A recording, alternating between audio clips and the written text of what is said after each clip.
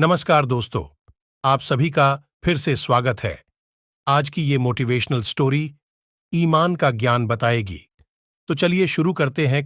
काफी समय पहले की बात है। प्रतापगढ़ नाम का एक राज्य था।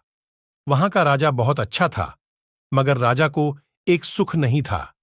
वह यह कि उसके कोई भी संतान नहीं थी और वह चाहता था कि अब वह राज्य के अंदर किसी योग्य बच्चे को गोद ले, ताकि वह उसका उत्तराधिकारी बन सके और आगे की बागडोर को सुचारू रूप से चला सके। और इसी को देखते हुए राजा ने राज्य में घोषणा करवा दी कि सभी बच्चे राजमहल में एकत्रित हो जाएं। ऐसा ही हुआ।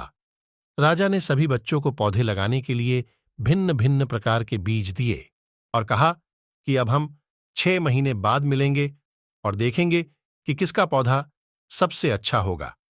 महीना बीत जाने के बाद भी एक बच्चा ऐसा था जिसके गमले में वह बीज अभी तक नहीं फूटा था, लेकिन वह रोज उसकी देखभाल करता था और रोज पौधे को पानी देता था। देखते ही देखते 3 महीने बीत गए। बच्चा परेशान हो गया। तभी उसकी मां ने कहा कि बेटा धैर्य रखो, कुछ बीजों को फलने में ज्यादा वक्त लगता है। और वह पौधे को सींचता रहा। 6 महीने हो गए। राजा के पास जाने का समय आ चुका था, लेकिन वह डरा हुआ था कि सभी बच्चों के गमलों में तो पौधे होंगे और उसका गमला खाली होगा।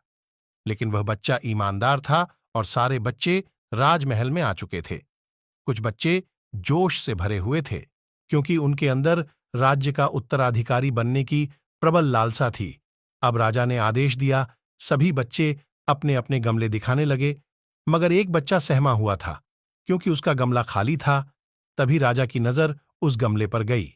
उसने पूछा, तुम्हारा गमला तो खाली है? तो उसने कहा, मैंने इस गमले की 6 महीने तक देखभाल की है। राजा उसकी ईमानदारी से खुश था कि उसका गमला खाली है, फिर भी वह हिम्मत करके यहां आ तो गया। सभी बच्चों के गमले देखने के बाद राजा ने उस बच्चे को सभी के सामने बुलाया। बच्चा सहम गया और राजा ने वह गमला सभी को दिखाया। सभी बच्चे जोर से हंसने लगे। राजा ने कहा, शांत हो जाइए, इतने खुश मत होइए। आप सभी के पास जो पौधे हैं वो सब बंजर हैं। आप चाहे कितनी भी मेहनत कर लें, उनसे कुछ नहीं निकलेगा। लेकिन असली बीज यही था। राजा उसकी ईमानदारी से बेहद खुश हुआ और उस बच्चे को राज्य का उत्तराधिकारी बना दिया गया। हमें इस कहानी से क्या सीखने को मिला? मेरे हिसाब से अपने अंदर ईमानदारी का होना बहुत जरूरी है। अगर हम खुद के साथ ईमानदार हैं तो जीवन के किसी न किसी पड़ाव में सफल हो ही जाएंगे।